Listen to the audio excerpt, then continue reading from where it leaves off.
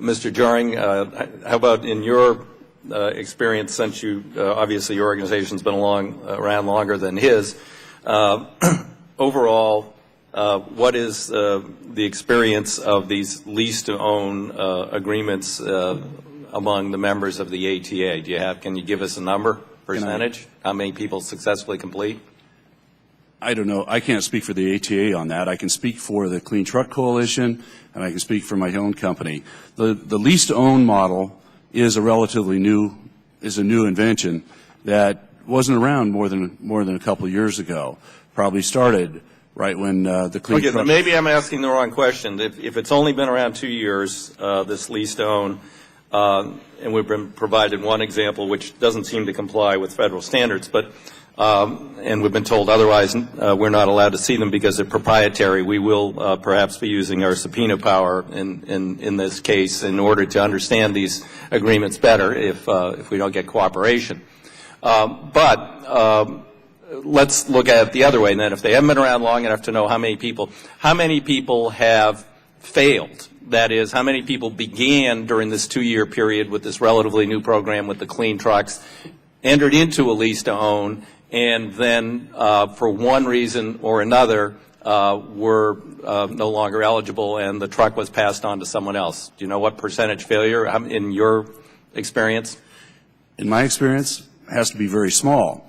The failure rate is dependent more on the driver, maybe dependent on the economy. But a driver can't succeed if he doesn't work. And I think the example that we have at the table here is such a case where he says one thing. My understanding, because he worked for a member of our Clean Truck Coalition, was that he never did work as an independent, hardworking businessman. So the question, the response I'd like to say is, if they walk away from it, I don't consider that a failure. That's a decision by the owner-operator.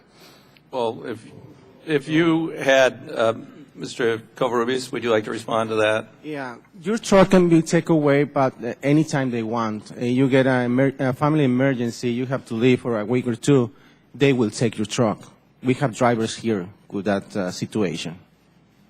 So to complete a lease is going to be impossible.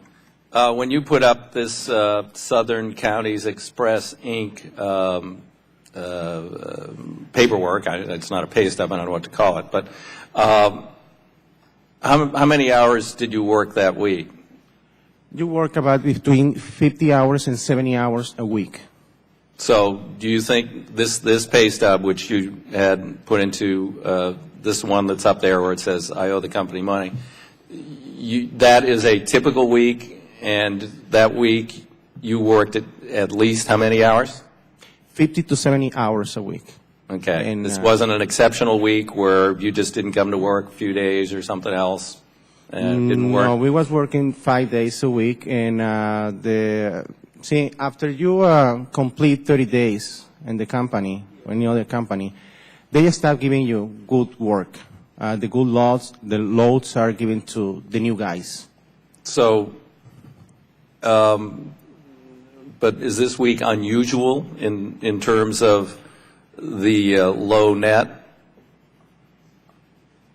I guess I've got a separate. She gave me a different one. This one actually has. There we go. I've got that one, which had a net of 96, and then we have a different one, which has a net of minus 200.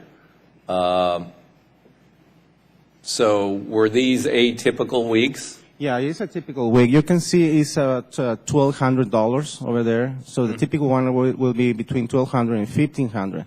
But after all, they take all the expenses, all their deductions, you have nothing left. But in the week where you owed the money, it only showed proceeds of $503. The other week shows proceeds of $1,226. Why would there be so much less? Does that mean you worked a lot fewer hours, or? No, the work is the same. You show up to work about 6 in the morning, 7 in the morning, and you wait and wait and wait until they finally give you something. And they give you some work to do. Then you go to the harbor and wait and wait and wait. Mm-hmm. Okay.